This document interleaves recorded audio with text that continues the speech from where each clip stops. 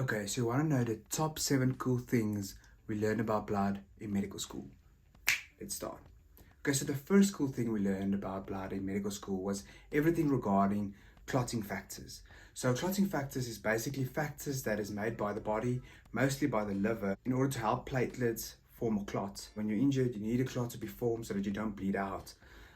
So clotting factors and platelets play a major role in that. There's also a lot of like genetic diseases, like from Willebrand's disease and things like that we learned about within this clotting factor section.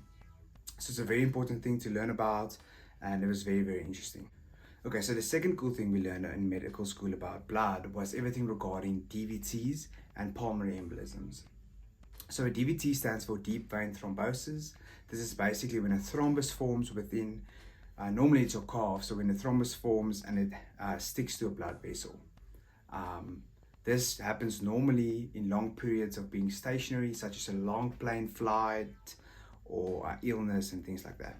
And a pulmonary embolism is basically when this DVT embolizes. So this DVT gets dislodged from the vessel, and the clot is freely flowing within the circulation. A pulmonary embolism is extremely dangerous. It is the third most common cause of cardiovascular death in the world. So it's very, very important to be able to recognize the DVT in a pulmonary embolism and know how to manage it. Which brings us on to our third point, which is all the fibrinolytic agents. So we learned all the fibrinolytic agents, like the ones that we use in order to dissolve a clot and ones we use in order to prevent a clot. So the ones we use in order to prevent a clot is mostly heparin, warfarin, and low molecular weight heparin. So low molecular weight heparin is actually the most interesting one, which is actually Clexane. This is the injection you get when you're in hospital for long periods. You get it every day in order to prevent a clot from forming. Then the second one, the second type of fibrinolytic agent, is the one that's we use in order to dissolve a clot. Things like streptokinase, which is not really used anymore.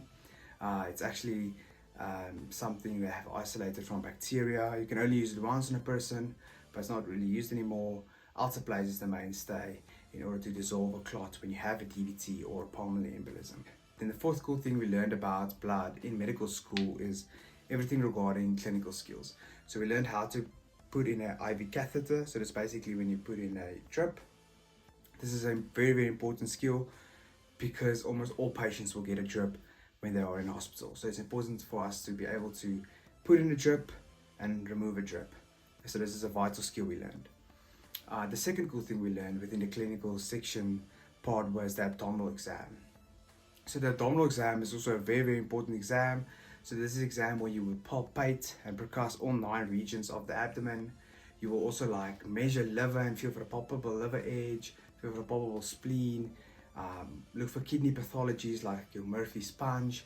We also look for fluid in abdominal space, which you call edema. If you have a distended abdomen, you will check for the 5 Fs. So yeah, this is very, very important, and it's a very, very cool skill to learn. The fifth cool thing we learned about blood in medical school is actually all the types of anemias. So you basically get iron deficiency anemia, which is microcytic.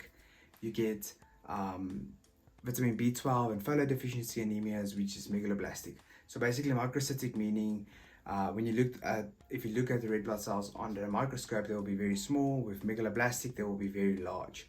This is also very important to learn about because a lot of people are anemic due to various reasons such as malignancies, lower GI bleeds. Also, a lot of people are anemic due to their lifestyle and diet. So a lot of vegetarians get vitamin B12 deficiency anemia. So this was very cool to learn about and how it is microcytic and megaloblastic and all those types of things. So yeah, very interesting section. Then the sixth cool thing we learned about blood within medical school was everything regarding malaria. So malaria is still the number 1 cause of death worldwide, also the number 1 cause of death of children worldwide. So around 87 countries is affected by malaria.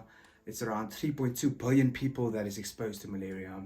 And malaria killed an estimated amount of 400,000 people in 2019, majority of which is children.